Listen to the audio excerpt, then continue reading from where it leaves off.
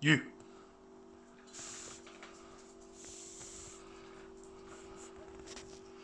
If there are any interruptions in this video, you can blame this little idiot here called Duke.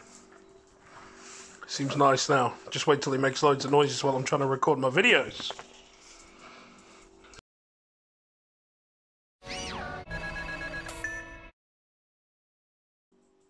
Hi guys, welcome to Yugioh. It's Joe here. You won't see many videos of my face because I'm a bit of an ugly fucker, as you may see.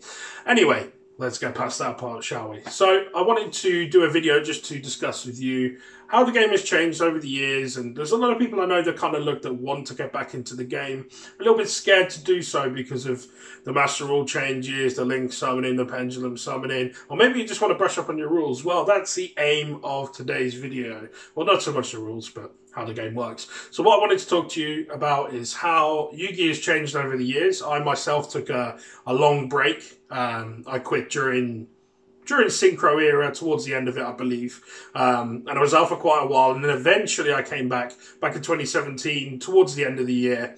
And I've loved the game ever since. In fact, I've loved it even more than I ever did before. So what I wanted to do was be able to give the opportunity to you at home who are watching this video, or maybe you're out and about and watching it, who fucking cares. But the point is that this game has made a massive, massive positive impact on my life, and I believe that it can do the same for you.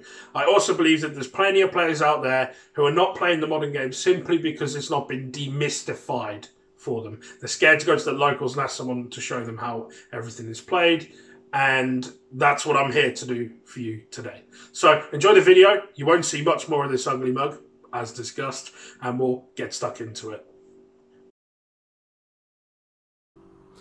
So guys, welcome to my first attempt at any kind of video like this. Hopefully we can get some more like this done for you in the future. I generally don't have access to time or the space to do anything like this, so I've been really looking forward to doing this, and hopefully this will help you plenty. Again, thank you very much for checking in, and hopefully you learned something today. Maybe you'll change your mind about what the modern game is, and maybe we'll see you back at the tournaments. That's what we'd really like to see. So, without much more messing around, let's just go over the field as it's played.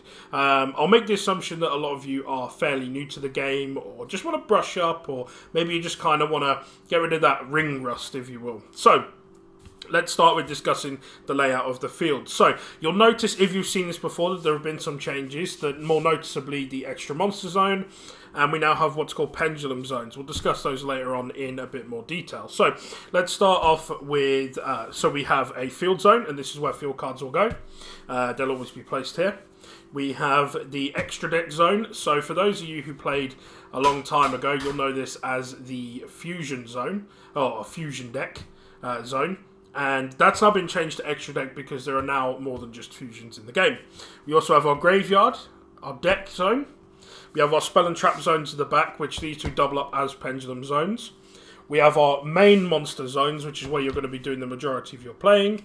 And we have the extra monster zones. One is technically yours and one is technically your opponent's, but they interchange, so you don't need to worry about that too much. We also have areas in which we can put banish cards, although they aren't specified in the game. They technically should be completely away from the field, but most people will just place them here or just place them out of the way so that they can't be mistaken for something else.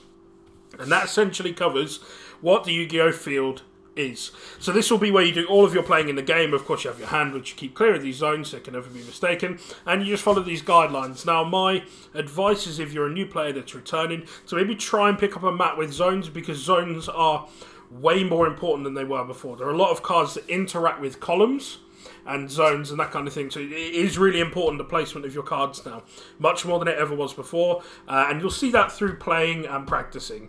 So that's it for the discussion on the field, and we'll move next on to the different types of cards in the game. So let's start off with monsters, shall we? We'll work our way through these. So this is what most of you will recognise as a standard Yu-Gi-Oh monster. This is what we sometimes refer to as a vanilla monster. Now I'll just quickly go through the dynamics of what is on a card and how to spot what one is. So we call them vanillas because, well, they're fairly vanilla in colour. This particular one is an ultimate rare, charcoal Impachi. So we have our attributes, we have our types. So this one is a fire attribute, pyro type. Vanillas will have a description, they won't have an effect, so they don't do anything out in the game outside of be exactly what you see, essentially. These are the star ratings, so anything up to 4 can just be what we call normal summoned, or can be set, which is a defense mode, or if it's summoned, it's in attack mode. Never summoned in defense mode unless it's a special summon, but that's largely irrelevant. So up to level 4, so up to 4 stars, they can just be normal summoned or set immediately. You can do one of those per turn.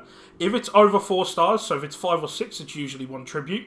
And if it's 7 or above, you'll need to use 2 tributes to do it. Now, most cards now aren't tribute summoned. The vast majority of them are special summoned. The game is way too quick for tribute summons, like you would traditionally be used to. Things like Blue Eyes White Dragon and that. Rare you're going to see someone tribute summon. Anyway, so we have here attack and defense stats. So attack is obviously when it's in attack mode. These are the stats you'll be using to declare your attack on your opponent, with the aim to reducing the life points to 0 eventually. And you have defense stats. So when it's this way round, or face down, it should be when it's summoned. When it's hit, it's flipped up, and then you calculate based on the defense versus their attack, whether it stays alive or it's destroyed. If their attack exceeds the defense, it's destroyed. If it is below, they will take damage, and the monster stays on the field like this. If it's obviously in attack mode and the attack is more, it will be destroyed, and the difference will be inflicted to your life points, unless the cards say otherwise, but that's, again, largely irrelevant.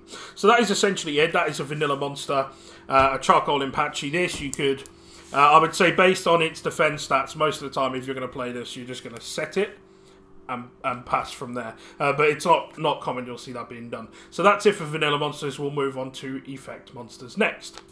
So for the next part of the video, I wanted to discuss effect monsters and how they work. So as you'll see here, we've got 2 different ones, and there is a reason for this. I'll go through it momentarily. Firstly, we'll look at the stars on these. So if you were to make a normal summon of either of these monsters, this one, given that it's 6 stars, would require 1 tribute, and this one could be normal summoned or set without needing a tribute at all. And that's essentially it. That's the first thing I wanted to point out. The second thing is that these boxes, unlike vanilla monsters, will have an effect in them. And the effect changes what role the card has in the game and what kind of things it does, essentially. And you'll get a variety of these. So some will activate in your hand. So they're what we refer to as hand traps. They're very common in the game. We'll discuss one of those potentially later on. And then the rest of them will have a variety of different effects. But to really sort of just get the basics, they'll tell you exactly what they do. So for example, with Yugioh, whilst it's face up on the field, all trap cards have their effects negated, essentially. So this is a really, really classic card. Most of you will recognise this. This is also one of the original prints, which is quite cool.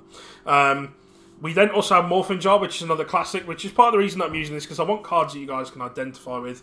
So Morphin Jar has what's called a flip effect. So whereas with Yugioh the effect is live all the time, Morphin Jar's effect only goes up when it's flipped face up. So what that means is that when it's summoned, so let's say you place it here, and your opponent attacks into it, we flip the card up first, because that is what's going to then decide what the attack and defense stats and those kind of things are. Sorry about that random banging, by the way, guys. That's that idiot dog I was telling you about at the beginning.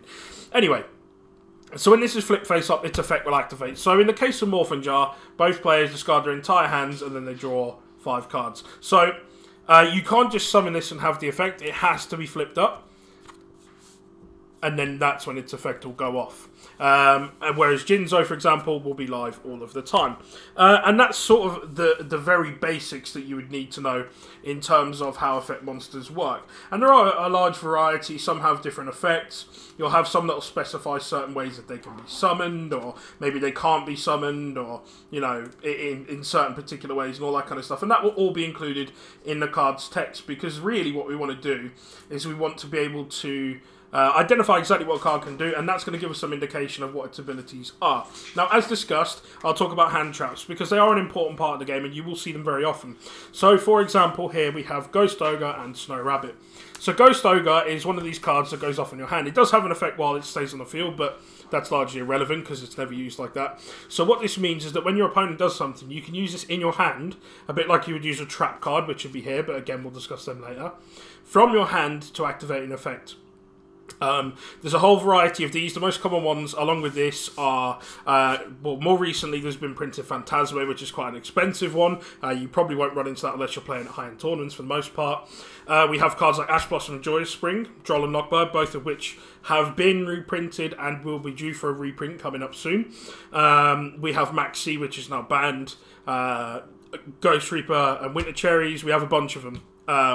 And yeah, basically that's what they do. So they stay in your hand, and you don't use them like normal monsters for the most part. You just sort of discard them, and then they pop cards, or they negate effects, or what have you. So that's essentially it for effect monsters. So hopefully that gives you a bit better of an understanding of what they are and what their roles are, and that covers the basics of those.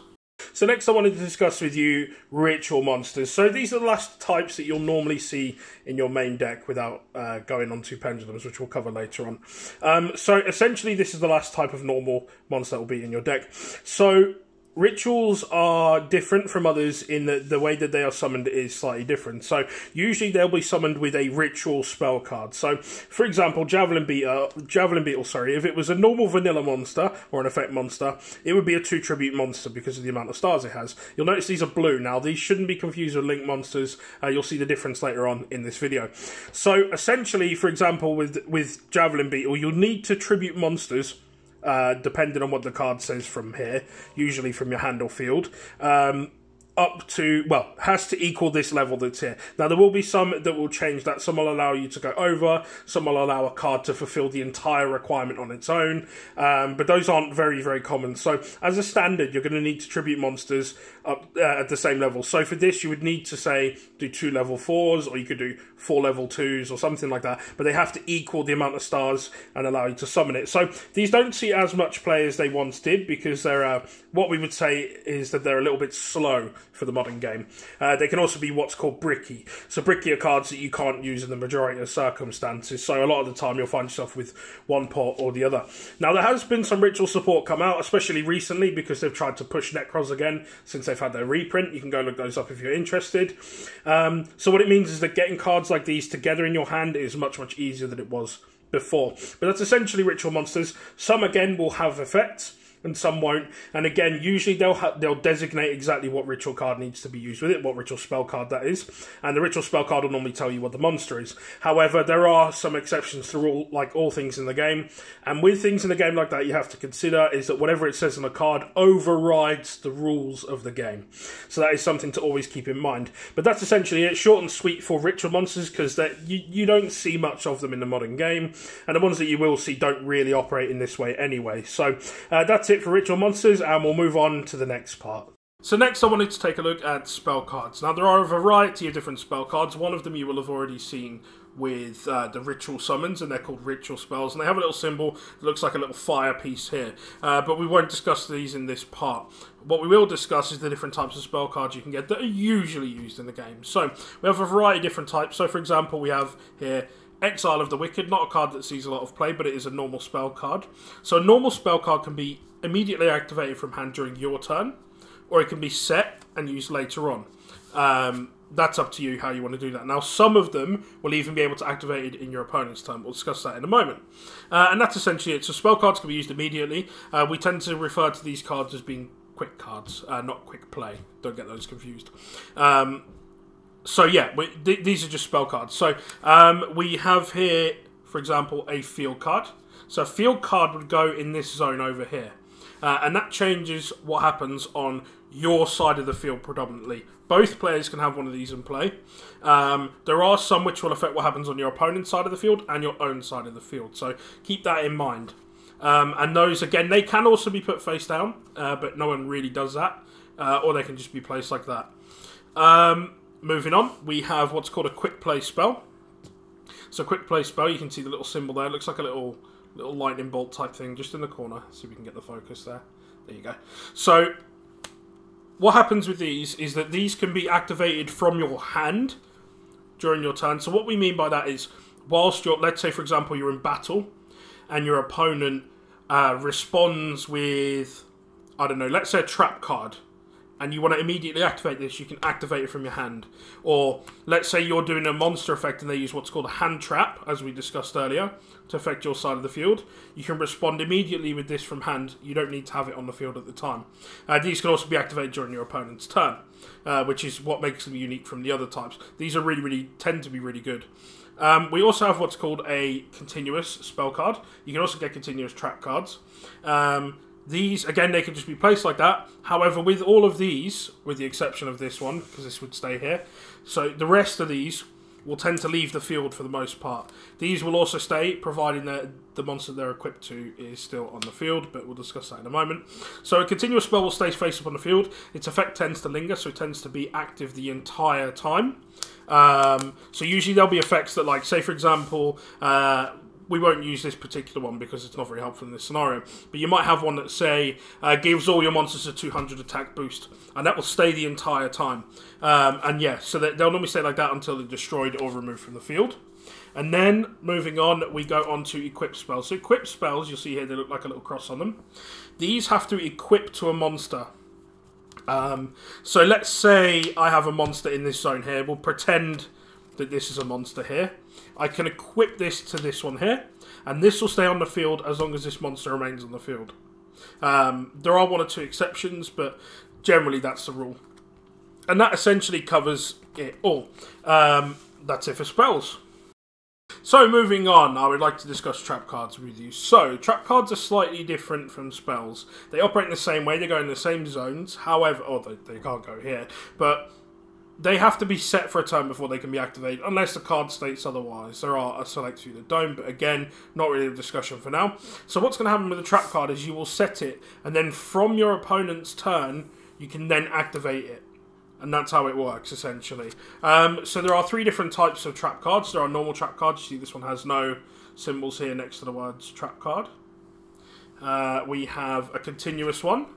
So a continuous one, much like a spell card, will stay on the field, a continuous spell card that is, sorry, will stay on the field once activated until it's destroyed or what have you. Again, it just depends on the one, but usually that's how it will work.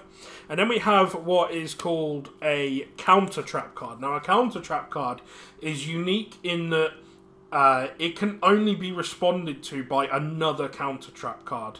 So let's say, for example, we'll pretend that these have completely different effects. So let's say my opponent flips this card up on me and they want to activate it, and I've got this counter trap card which negates this. We'll pretend these are different sides of the field for the sake of simplicity. I can respond with this one, and unless they have one of their own counter trap card, this chain will start resolving. Again, I'm not going to discuss chains too much in this video, but yeah, that's essentially what happens. That's the kind of basics you need to know. And that really is it for trap cards. They're not too fancy. There's nothing too exciting going on there. Generally speaking, these don't get used in the game as much. Where I referred to spells before as what we would refer to as being a quicker card, these are what we call slower, in that you have to wait a whole turn to activate them. Now, generally speaking, people won't play traps unless they're very, very impactful. Because the fact that they're slow. So we'll move on to our next part of the video, and we'll see what that is shortly. So for the next part of this video, I wanted to have this little discussion here and now before we get stuck in. So generally what we're covering now is cards that are summoned from the extra deck, which used to be known as your fusion deck. I've included Pendulum summoning in this part because it is a new summoning mechanic that people aren't used to. These, however, they start off in your main deck, and they usually finish in your extra deck rather than your graveyard, which is why I want to cover it in this section rather than in the standard section like we've discussed with all the others. We'll go through those in a bit more detail, how they work, how Pendulum summoning works as a mechanic, and how all of these summoning mechanics work too. So hopefully this will help demystify the part that seems to be the bit that people are struggling with most in coming back to the game or trying their hand or looking on the game now and just seeing how things have changed. Hopefully we can explain that to you in these parts of the video. So for this part of the video, I wanted to discuss firstly fusion monsters. So fusion monsters are ones that you're more likely to be a little bit familiar with. As you can see here, they are purple in colour. They will say fusion on them, all of that. Now they are every way the same as all other monsters in the game, or all standard monsters in the game, I should say. Some of them will have effects, some won't. But they do have summoning requirements, which is slightly different in that you can't just tribute for them. So what happens with fusions is usually they'll require a spell. Normally it's called polymerization, that's the most standard one. However, it is worth pointing out that there are other ones in the game, such as invocation, and plenty of others that get used instead. Some fusions don't actually require a spell at all, but they will say on them if they don't require polymerization. So the standard thing is that polymerization will fuse two monsters together to make another monster, in that it will send them from hand or field, and they can be face down, face up, or in hand, and send them to grave. You get some, like Invocation, where they'll allow you to banish cards, or as it used to be known, removed from play instead of using ones on hand or field. But that's, again, something that you would discuss at another time. So, just covering fusions, that's essentially how they get summoned. These stay in your extra deck, and when they die, they go to the graveyard. And that's essentially it. So, this one, for example, requires 2 Thunder Dragons, and it doesn't say anything else, which means we're going to need to use Polymerization to make it. So if I had this in here, I would have to have Polymerization, so let's pretend it's this. I'll probably show a copy on the screen just so you know what the card is. So I go Polymerization, I'd use 2 copies of Thunder Dragon that would be in my hand. We'll pretend they're there. And then I could summon this, and the 2 Thunder Dragons will go to grave, and this can summon. Now, what's important to note, and what's changed in the game, is that once upon a time, you could summon your monsters from here to any of these zones, and you could fill all 5 of them with monsters. What we have now is called an extra monster zone, and that's these zones here. And this is where links and pendulums get a little bit tricky for people who aren't used to it. But they really, once you've practiced them a couple of times, you'll really get the hang of them. And actually, it's a really, really fun way to play the game. I'll be truthful to you. So, what happens is we would normally summon it here.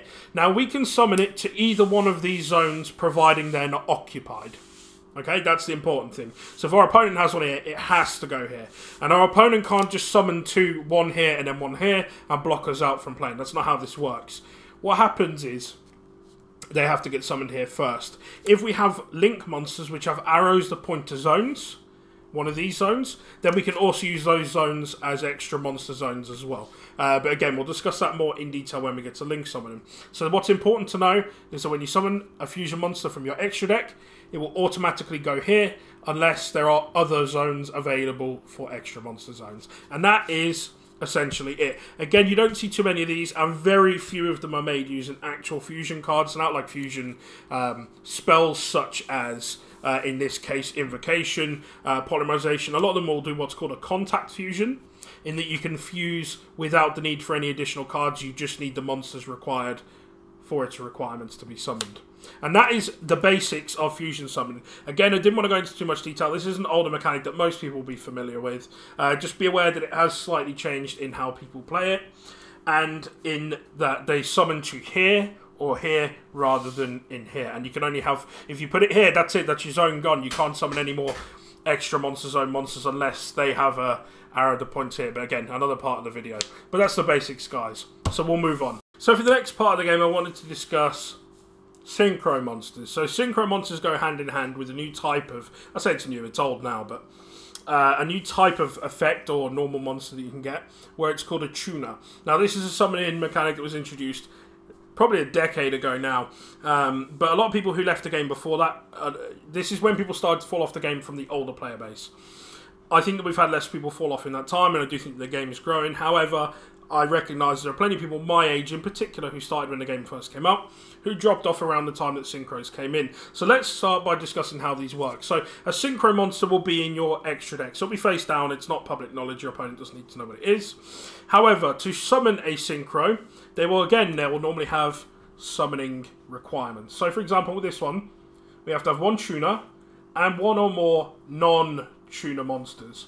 Okay, and its level is 6. So what we're going to do in this scenario is, the only things we need to have is monsters in this scenario where their levels equal to 6, and one of them has to be a tuner. You can't just use 2 tuners to do it. It has to be a tuner and a non-tuner, as specified in the requirements. There are some that change from this, so some will be 1 tuner plus more, or 2 plus non-tuner monsters, in which case you have to meet those requirements. So these levels equal to 6. So let's say we had these 2 on the field. We'd summoned both of them over 2 turns. We could send both of these to the grave to summon this. And again, much like fusion monsters now, they have to go to the extra monster zone. They can't go to these zones unless one has been turned into an extra monster zone by a link monster. And that is pretty much it for Synchros. That's about as exciting as it gets, guys. It is very, very straightforward. Again, just the way to think of it is it's like ritual monsters with a bit of a twist, or fusion monsters with a twist. That's how most of these summoner mechanics work. So, for example, if we then had, let's say this was level 3 and this was level 3, that would also be fine. If this was level 3 and this was level 4, then that would equal 7, which means we wouldn't be able to make this card. And that's the basics, guys. So we won't cover much more on synchros. Again, I think people may be familiar with this, but I just wanted to have a quick rundown. This is a crash course after all. We're not going to go into tons of detail. We just want to give you the basics on how it works. Our next summoning mechanic I wanted to cover is known as Exceed Summoning. So you'll see these stylized as XYZ. So this was another summoning mechanic that was introduced later on after synchros were. And the way we summon these is actually very, very simple. So they interact with the game very slightly differently. There are some differences in the cards. You'll notice these are black. They'll say XYZ on them. And you'll notice that they have stars over this side that look slightly different to what's on a normal card. So the reason on the opposite side is because this is what's known as a rank. They don't have a level, they have a rank. So this is a rank 4, and that's all you really need to know. So this one's got an effect just like any other card, and they tend to work with materials, which is what's attached to them. And I'll show you exactly how that works now. So for example, if I wanted to summon this card, let's go over its requirements quickly. So it requires 2 level 4 monsters. So in this instance, let's pretend I have these 2 summoned on the field already. These are both level 4 and therefore can be used as conditions to summon this monster. So what would happen in this instance is, rather than like all the other summons where these would normally go to the grave and this would come out, these will actually overlay. So you'll hear people a lot of the time say overlay when they do this, to indicate that they're making an Exceed summon. And this will go over the top. These monsters will now be used as materials for this card. They're no longer treated as monsters. They're no longer even treated as on the field. They are treated as materials. And they have to go in this zone or in the other one. Again, unless there is a link zone being indicated somewhere else. Now what happens is the effects will tend to detach materials as cost to allow us to activate an effect. And that's basically it. So with this one, again, you can see its effect on here if you want to read that. There are plenty more out there. Rank 4 is very, very common in use. However, on the whole, you won't see a lot of rank monsters getting used unless they're very archetype specific or they do a very specific job. There are 1 or 2 that are very, very strong and have survived the test of time. But again, like everything else, they stay here, they get summoned here. When they go to grave, everything on them goes to grave as well, including their materials. And that is the basics of Exceed Summoning. On to the next one. So one of our last parts I wanted to discuss in this crash course, certainly not the last part, but one of them, is Pendulum Summons. And now, Pendulum Summons are one of these things that seems to put a lot of people off the game. It was a part where it really sort of tore up the player base. There's people that hated it, people that loved it. Just looking back on history, I wasn't playing when it was introduced. However, since I've come back to the game, it's actually a mechanic that I've really enjoyed playing with. It's a mechanic that I've had no real issues playing against. There are times where it's broken, but like any other deck in the game, it's going to have its time where it's crazy, and it's going to have times where it's not so good. So let's just discuss how Pendulum Summoning works and how Pendulum cards work. So the first thing to note is that Pendulum monsters will have both they'll have a Pendulum effect area. So in this case, it's a vanilla monster. So it only has a Pendulum effect and not a monster effect. This one, for example, has both. So it can be used as having a monster effect and a Pendulum effect. Now, depending on where they are in the field, depends on what effect they have on the game. So this one, if it's here, has access to its monster effect, which is the bottom box. If it's here, in one of the Pendulum zones, and this is the only zone that you can place them in as scales, then it will have its Pendulum effect, which is the one between those 2 numbers side on side. Now, what happens with the Pendulum Summon is, let's take these 2 for example. Let's say we put these as our scales. It doesn't matter which way you put them round. Let's put them like that. They'll have their effects that are in here. We'll ignore those because they're largely relevant. And those numbers you see there, 1 and 4, we can Pendulum Summon monsters, any number of monsters, into available zones between those numbers. Between, not including those numbers. So, in this example, let's say we have these 4 in hand. We can summon monsters that are level 2, 3, and that's it. We can't summon level 4, we can't summon level 1, and we can't summon anything above those. So because we can only summon 2 and 3, we could Pendulum Summon these 2 monsters to any of these zones. Not here, any of these zones. So let's say like that. Now, let's swap it round a little bit. So let's take this out, and let's say we played this one instead. This one has a number 8. So that means we can Pendulum Summon any monsters between level 2 and level 7, including those numbers, because not 1 and 8. So we could, in theory, Pendulum Summon all 4 of these to any zones we like. apart from these two. And apart from these, because they're monsters. So we pendulum summon into wherever we want. And that's how a pendulum summon works. So they can do one pendulum summon in the main phase. That's main phase 1, main phase 2. It doesn't matter. Once it's used for the turn, it's used. That's it. They can summon loads of monsters. Yes, I know it looks absolutely fucking crazy for those of you who have been out of the game. I promise you it's really not as bad as it appears. And they've done much to combat this. With the introduction of the link mechanic. It's kind of slowed the whole process down a little bit. And it's probably for the better. So that's the basics of it. Now, there are a few other bits I wanted to cover whilst we're here and discussing this. So, let's take, for example, these two. Now, these are 1 and 8.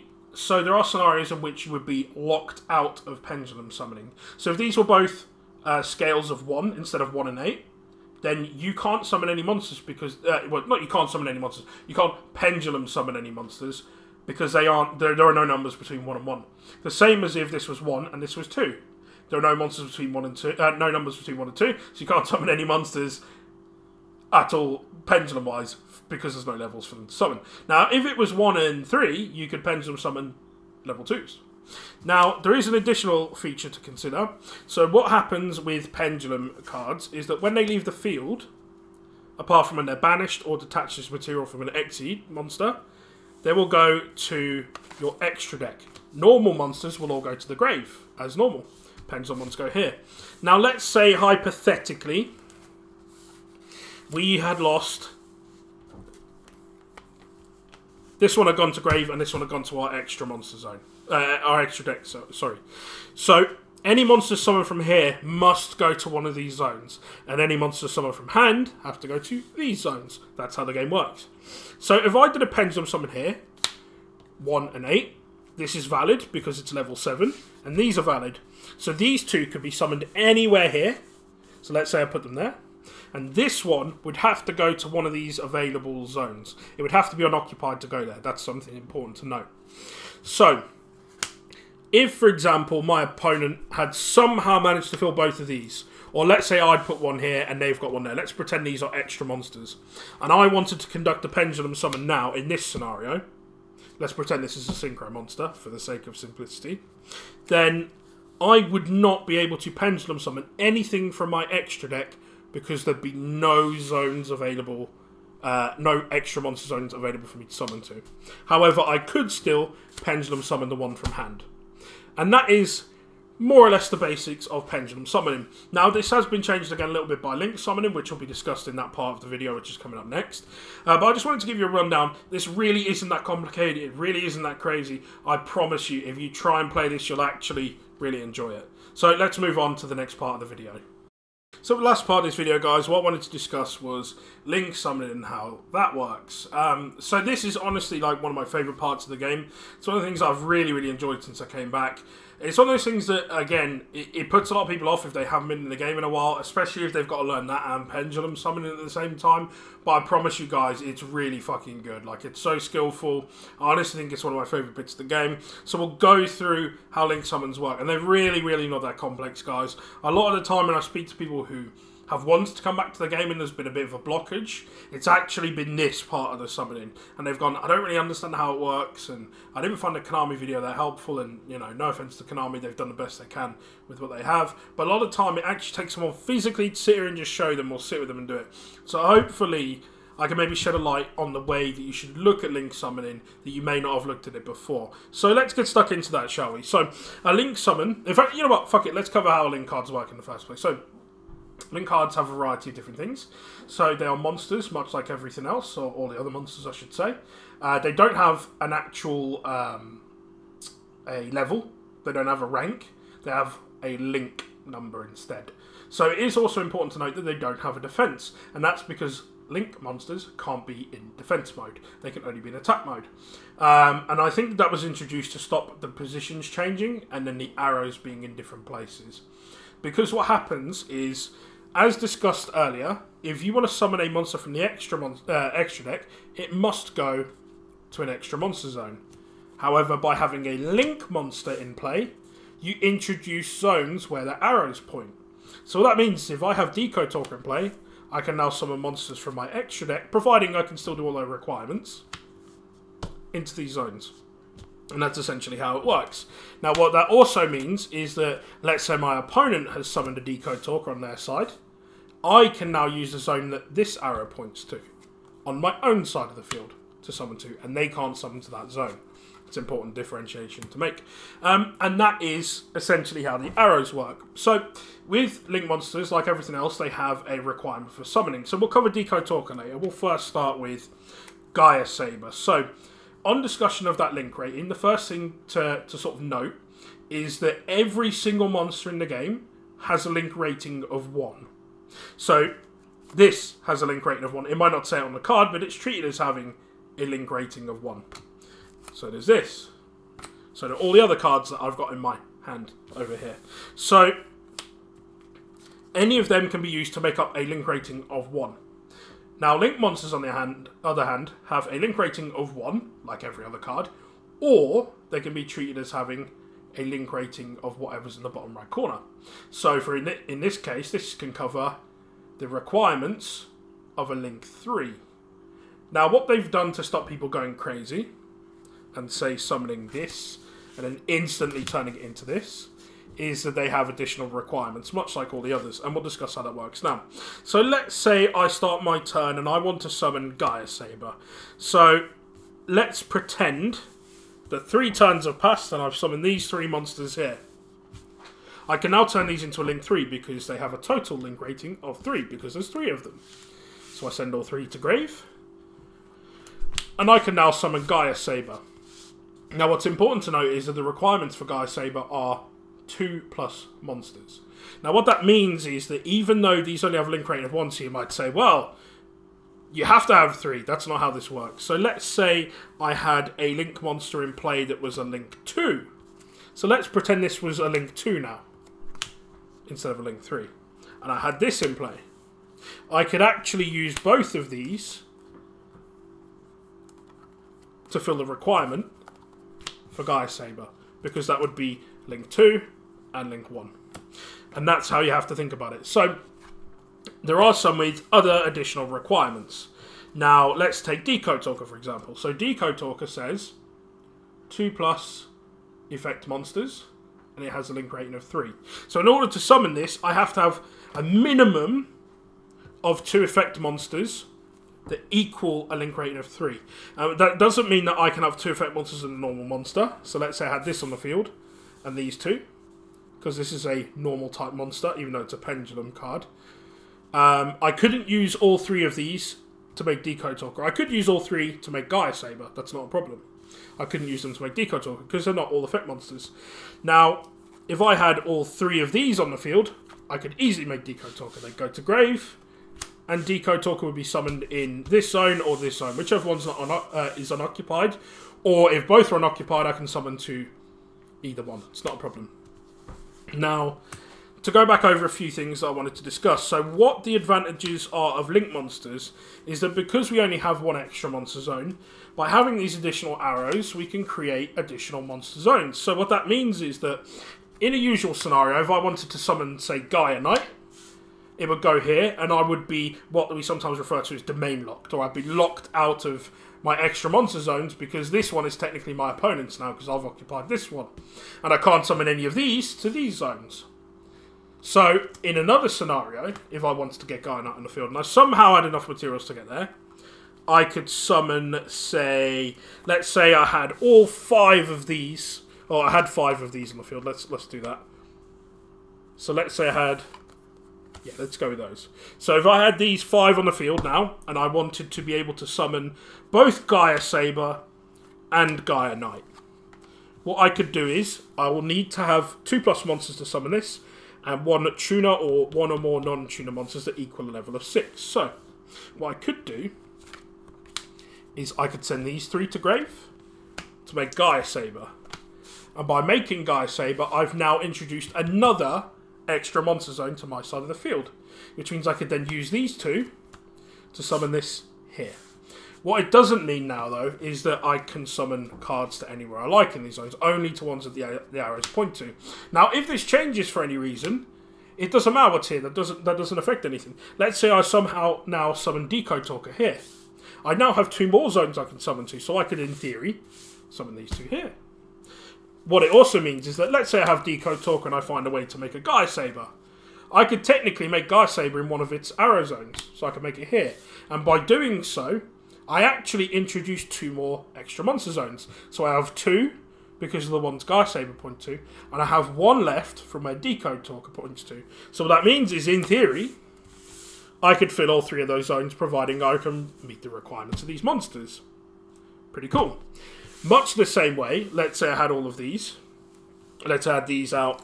These are in my extra deck here, face down, because we don't want our opponent to know.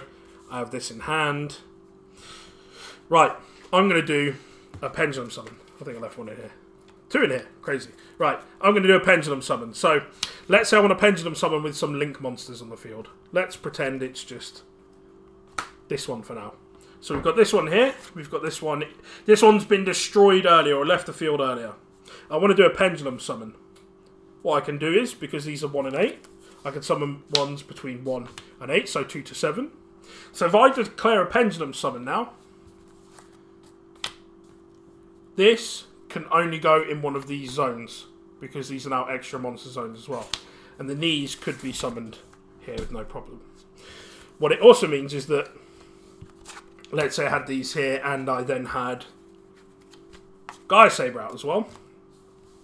I could then say Pendulum summon here from the extra deck, and I could go like that if that's what I wanted to do. So what this does is it creates extra monster zones. Now, it is important to note that you can also summon to these zones from your hand as well. They're not exclusively for extra monsters when they're in these areas. It's just that they can be occupied by extra monsters as well. So I think that's the basics of Link summoning that you would kind of need to know. Again, you'll only really learn through playing. However, what I wanted to do was shed a light on how this all works. And that is essentially it. That is the basics. That is a crash course for the modern Yu-Gi-Oh game. There are plenty of other topics we could cover, and I may do those if there's a demand or a requirement to do them. Hopefully, though, this video has been helpful to you as a whole. It's been a bit of a longer one than I would normally do, so hopefully you appreciate the extra time that was put into it, and hopefully it helps you, because that's the ultimate aim here. I'm forever trying to get my old friends to play again. I know that they would absolutely love the modern game, and 1 or 2 have come back and really enjoyed it. And I hope that if you're watching this and you're considering coming back, that you'll give it a try, and this video will give you the courage to go out there and play with some friends. So thank you very much for checking in, guys. I really appreciate you watching the video. Don't forget to hit subscribe if you haven't already. Again, this isn't the kind of content I would do very often, so normally it's just going to be matches and deck profiles, but we will have some more coming over time, some other footage that is, and other types of videos. So yeah, again, thank you very much for checking in, and I will see you in the next one. Well, that's all we have time for in this video. Well done for making it this far, you absolute weirdo. Shout out to you, I suppose. Thank you very much for watching, and don't forget to hit the subscribe button. It'll make me smile, I promise. While you're at it, you should find me on Facebook, Twitter and Instagram at RufioYT. Don't forget you can find the links in the description. Thanks again for checking in, and I will see you in the next one.